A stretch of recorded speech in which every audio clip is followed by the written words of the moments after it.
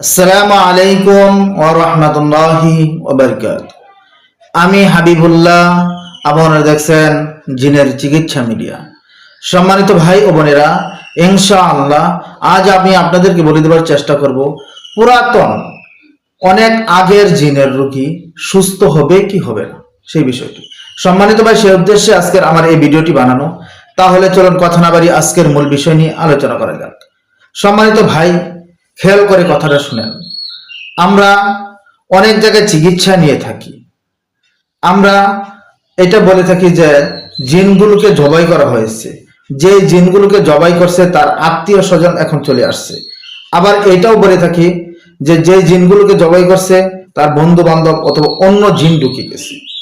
কথার কথা, তারপর যে আবার আমরা জিন জবাই করতেছি, আবার জিন ভূতলে বন্দি করতেছি, বন্দি করার পর আবার তার আত্মীয় স্বজন গুলো চলে আসছে। কথার কথা, প্রথম বন্দি করলেন বাবাকে, তার ছেলে ভাই বেরাদর সকলে চলে আসছে। তারপরে আবার বন্দি করলেন ভাই বেরাদর, বাবা মা যা আছে সবাইকে, ওদেরও তো আবার আত্মীয় স্বজন আছে। আবার ওদেরকে বন্দি করলেন, তারপরে তাদেরও তো আত্মীয় স্বজন আছে।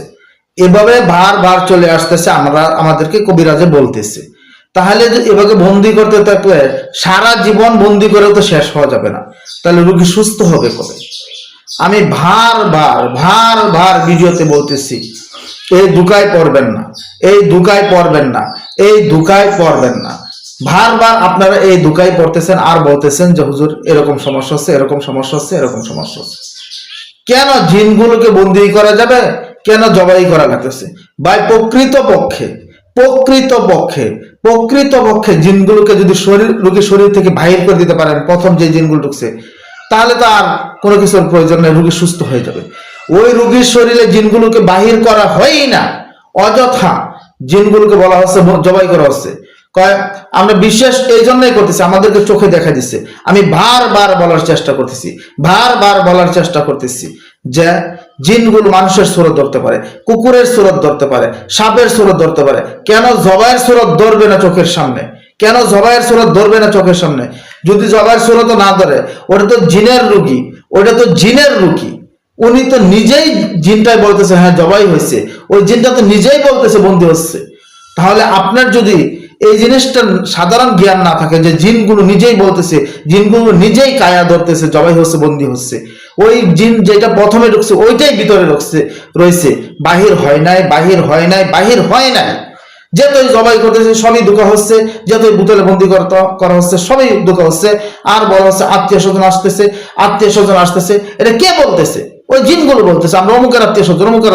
যাতে আপনি কাপড়ে জানেন এটা জবাই, আগেরটাও জবাই হয়ে গেছে, এটা নতুন আসছে। আবার বলে যাতে আগেরটা জবাই হয়ে গেছে, এটা নতুন আসছে। এভাবে তো রুগীকে সারা জীবন ঘুরাচ্ছে, রুগীর কাছ থেকে টাকা নেওয়া হচ্ছে, রুগীকে অসহায় করে ফেলা হচ্ছে।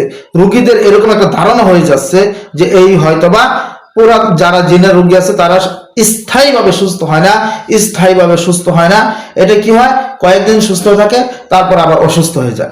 আমি বলবো না ভাই, পয়জন হয়ে একটা ঘা হয়েছে,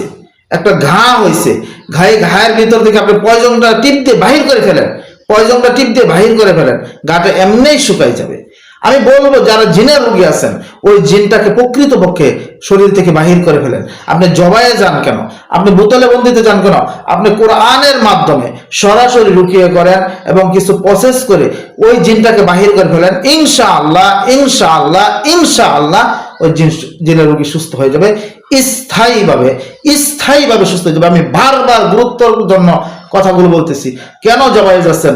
জবাই যায়, আজকে আপনি জবাই করে দেখা দিচ্ছে, কালকা অন্য জিনগুলো আসতেছে, বলতেছে যে আত্মীয় স্বজন, এবং সারা জীবনই আত্মীয় স্বজন আসবে, রোগী সুস্থ হবে না। আপনি যান, এভাবে ঘুরতে থাকেন, ভার ঘুরতে থাকেন, সুস্থ হবে না। তাই আমি বলবো রোগে না করে কোরআনের স্থায়ীভাবে ওই জিনগুলোকে বাহির করার চেষ্টা করেন। যেমন পয়জন ঘায়ের ভিতর থেকে বাহির করা লাগবে, বাহির করা ছাড়া যেতই উপরে মলম ডলেন, যেতই উপরে ওষুধ লাগান, বাহির করা ছাড়া ওই ঘা ভালো হবে না। তেমনি ভাবে যদি বাহির করে ফেলতে পারেন, কিছু ডলা ছাড়াও, কিছু মলম লাগানো ছাড়াও ভালো হয়ে যাবে। তাই জিনের যে রোগীটার ভিতরে জিনটা প্রথমে ঢুকছে ওইটাকে স্থায়ীভাবে আপনি বাহির করে ফেলেন, ইনশাআল্লাহ জিনের রোগী সুস্থ হয়ে যাবে, ইনশাআল্লাহ।